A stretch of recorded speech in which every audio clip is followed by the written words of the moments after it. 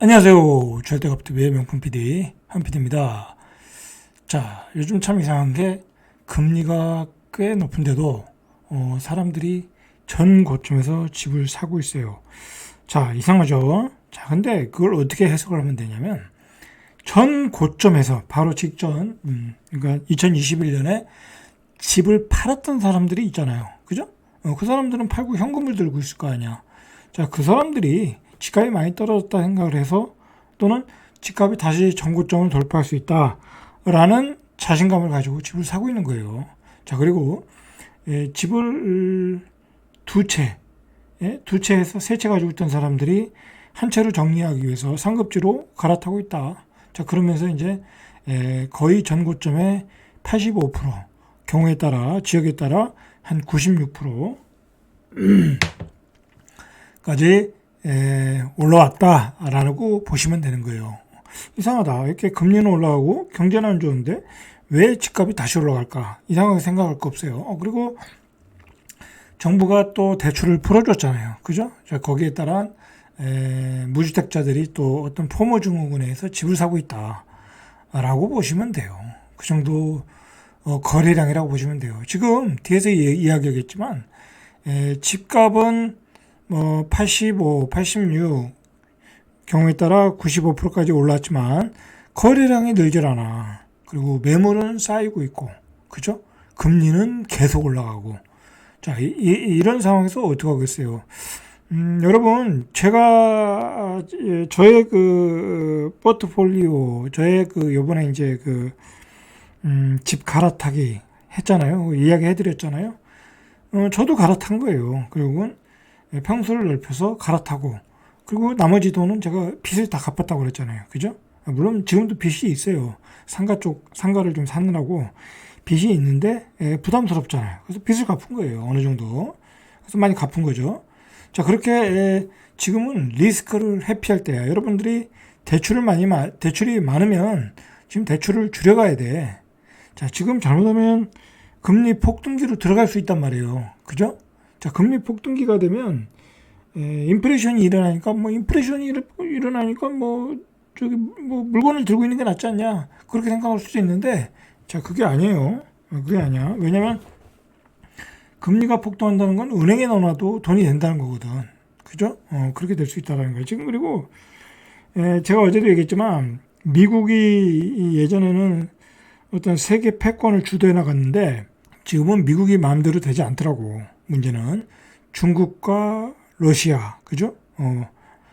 자원 가지고 거의 미국과 경쟁을 하고 있잖아요. 그러니까 미국이 인플레이션이 잡히질 않은 거야. 유가를 그냥 사우디와 러시아, 중국, 이란, 그 반미 국가들이 주도를 하다 보니까. 그런데다가 오늘 나온 뉴스에 의하면 인도가 중립 국가잖아요.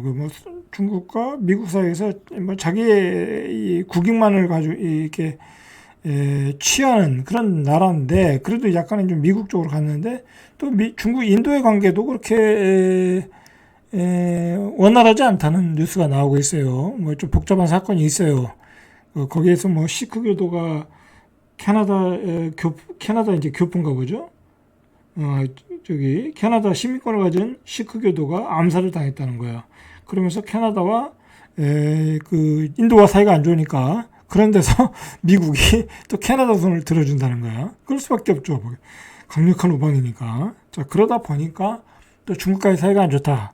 이거 중국이 또 사우디, 중국 이런 쪽으로 가면 이거 인플레이션 난리 나는 거야. 왜냐면 거기는 석유가 많이 나는 나라는 아니지만 설탕, 곡물, 밀가루 그런 것 가지고 세계를 좌지우지하는 나라거든.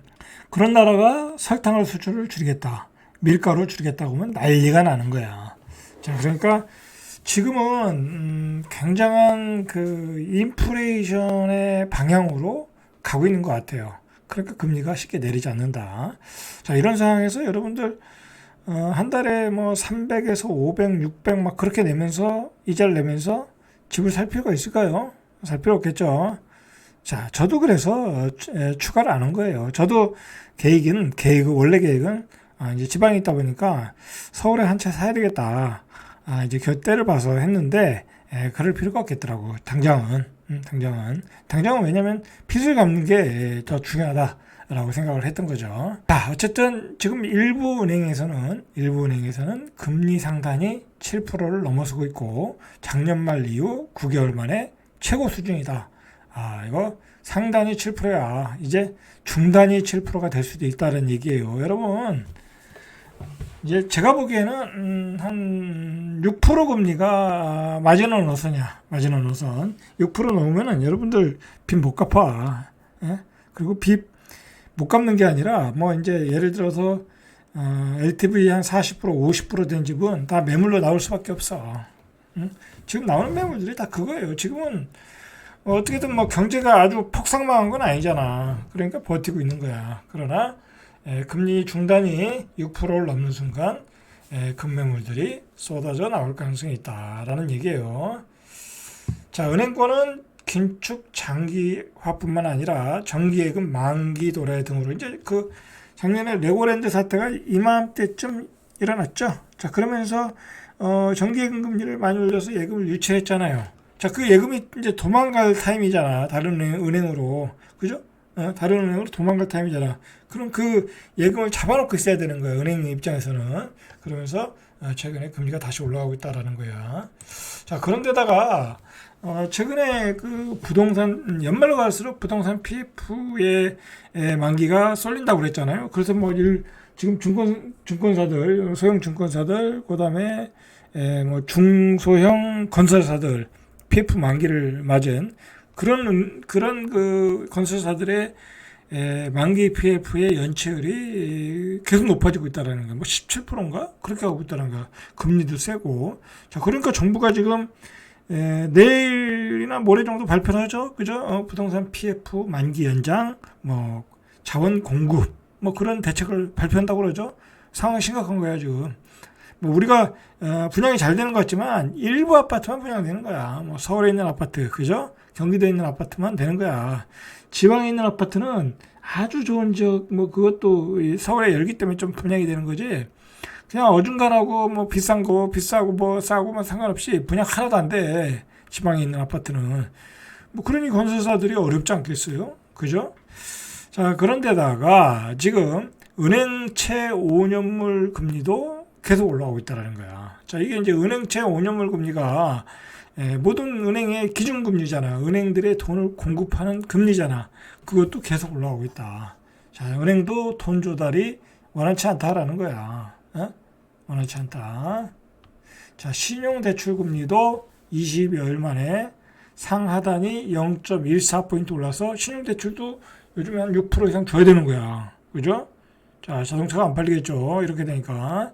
자, 은행채 5년물, 1년물 금리도 상단이 4.4, 그죠? 4.4 올라갔다라는 거예요. 자, 이렇게 금융시장이 급내한 것은 이제 미국의 FOMC죠, 그죠? 매파적 신호를 강하게 줬어요. 자, 강하게 줄 수밖에 없죠. 뭐 유가가 안 떨어지고 인건비는 계속 올라가고 고용률은 좋고, 그죠? 자, 미국은 우리하고 상황이 틀린 것 같아. 뭐 미국은 연금제도가 좋잖아요, 그죠? 연금제도가 좋고 그리고 뭐랄까요, 이 뭐랄까 고용률이 좋잖아요. 경기가 아직 안 죽었거든. 그러다 보니까 소비는 계속되고 소비 지출도 계속되고, 그죠? 그러다 보니까 물가가 안 떨어지고 있다. 그러는 와중에 기름값도 올라가니까 이거 금리를 더 올려야 되는구나라고 생각하는 거죠. 자, 그래서 지난 4월에 기준금리 3.5, 그러니까 요즘 은행에 맡겨도 4%가 안 될 거예요, 아마. 근데 이제 은행들의 정기예금 금리도 속속 4%대로 반등하고 있다라는 거야. 자, 이제 올라가면은 이제 돈들이 다시 은행으로 다시 다 들어가겠죠, 그죠? 자, 내가 가지고 있는 돈을 부동산을 살까, 은행에 예금할까 고민하는 사람들이 있죠, 그죠? 근데 은행이 한 5%대 준대. 예를 들어서 한전의 국채권, 한전의 채권, 예를 들어 5.5%를 주겠대. 그리고 여러분 집을 사겠어요? 오피스텔을 사겠어요? 그 한전 채권을 사겠어? 한전 채권 사는 게 낫지, 그죠? 오피스텔이 5% 나오겠어요? 그죠? 자, 이렇게 되면 경기가 더 죽겠죠. 시중은 그러면 정기예금 금리가 5%가 된다는 얘기는 뭐 회사들이나 뭐 대출 받는 사람 입장에서는 한 7%대 받아가야 된다라는 거잖아. 그죠? 7%, 8%대 받아가야 된다라니까 경기는 침체될 수밖에 없는 거예요, 지금. 자, 이런 와중에 지금 전고점에 85%까지 왔어. 그리고 서울의 전고점 평균이 12억 6,695만 원인데 올해 서울의 평균이 11억 1,599만 원. 전고점의 88% 수준. 자, 금리가 6%대, 그죠? 6%대인데 전고점에 사고 있다. 자, 이건 뭐 알 수 없는 거죠. 그 사는 사람을 이해할 수가 없는 거지. 자, 그걸 이해할 수 있는 건 뭐냐면 단 한 가지야. 분양가가 계속 올라가니까. 그리고 인플레이션이 계속 된다니까 무서워서 사는 거야. 근데 내가 돈이 있어서 사는 건 상관없어. 뭐 내가 대출 안 받고 사겠다는데 뭐라고 그래. 그죠? 근데 빚을 내서 사는 것은 별 효과가 없다라는 거죠. 별 재미를 못 본다. 자, 그래서 중요한 거는 거래량이 주춤하는 동안에 매물이 쌓이고 있다는 거야. 15일 기준 서울 아파트 매물이 74,788건. 2주 만에 5,000건이 늘어났다. 그러니까 거래가 안 돼. 한번 다 찍어보세요. 거래가 안 돼. 뭐 예를 들어 이 중저가 아파트들 있잖아요. 한 10억 이하의 아파트 한 7, 8억짜리 아파트 거래 한두 개 되고 거래가 안 돼. 안 된다니까. 뒤따라 들어오는 수요가 없어. 왜냐면 그리고 전세 가격이 아직도 50%, 60%가 안 되잖아. 그죠? 50에서 55% 사이잖아. 예? 갭이. 그러다 보니까 안 되는 거야. 자, 매물은 늘었지만 거래량이 하락한 것은 매수자와 매도자가 각각 원하는 호가의 차이. 또 거래됐다고 호가를 더 올려서는 해. 그러니까 뭐 거래 되겠어요? 안 되는 거지. 자, 그런 와중에 정부가 내일이나 모레 정도에 공급 대책을 발표한대요. 상기 신도시 이제 공급을 앞당기겠다. 이제 이게 좀 말이 많았거든요. 계속 집값은 올라가지, 그죠? 금리는 올라가지. 그러니까 이거 전세 가격이 또 올라가잖아요. 좀 전세 매물이 없대. 그러니까 정부 입장에서 놀래가지고 공급 대책을 발표하는데 더 땡기겠다, 일정을 더 쪼겠다라는 거죠. 그죠? 그런 얘기야. 자, 그리고 중요한 거는 뭐냐면 지금 상기 신도시가 보세요. 이 남양주, 왕숙, 하남 교산, 인천 계양, 부천 대장, 고양 창릉 이렇게 해서 한 17만 6천 호. 그다음에 기타 공공주택 택지 지구, 이건 지구죠. 조그만 지구들이지. 과천지구, 안산 장성지구, 인천 9월, 화성 봉단, 광명 시흥, 여기는 지구가 아니죠. 신도시지. 의왕 금포 안산 4만 1,000호 이렇게 해서 18만 8,000호. 그러면 36만 한 34만 가구 되네요. 36만 4,000호죠. 자, 이 정도인데 이것 가지고도 모자르다라는 거예요. 모자르다. 우리나라 아파트는 지면은 30년밖에 안 가니까 모자랄 수밖에 없지. 문제가 있는 거예요. 30년밖에 안 간다는 게. 그러니까 더 공급을 늘려야 된다. 그죠? 더 공급을 늘려야 돼. 그죠? 용적률을 높이든지, 그죠? 아니면 신도시를 더 확대하든지 해서 더 공급을 늘려야 돼. 이거 가지고도 모자라요. 그래서 정부가 추가 공급 계획도 발표한다고 그래요. 그죠? 자, 국토부 관계자는 상기 신도시는 토지 보상을 거의 다 완료했다. 그리고 5개 지구 모두 조성공사에 착수했다. 그래서 일부 블록을 제외하고는 계획대로 주택 공급을 할 수 있다. 말은 이렇게 하는데 어떻게 되는지 모르겠어요. 광명 시흥 신도시는 아직 철거도 안 했다고 그러잖아요. 그래서 거기 광명 시흥 신도시에 사시는 분들이 빨리 철거해라. 우리 나갈 테니까 돈 빨리 줘라. 죽겠다. 집 사놓고 이자만 내고 있으니까. 자, 그렇게 해서 탄원서를 내고 그랬죠. 그래서 전문가들 사이에 상기 신도시 물량 자체를 획기적으로 늘려야 되는 주장이 나오고 있고, 현재 30%인 공원 녹지, 15%인 자족 용지 비율을 축소해서 주택 용지로 늘리자. 그죠? 녹지를 줄일 필요는 없고, 이런 자족 용지 있죠?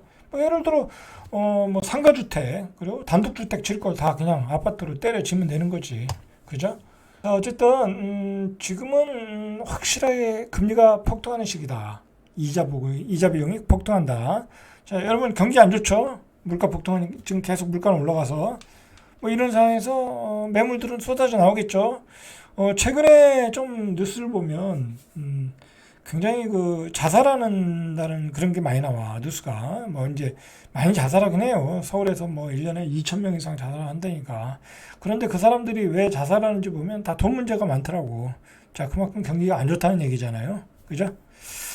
자, 어쨌든 이런 시기에는 리스크 관리를 철저히 하셔라. 빚이 많으면 갚고 여윳돈이 있으면 금리 좋잖아요. 5.5%, 5% 이상 주면 그런 금리가 어디 있어요. 그죠? 은행에다 넣어놓으시고 때를 기다리시면 되겠죠. 자, 이상 절대값 TV의 명품 PD 한 PD였습니다.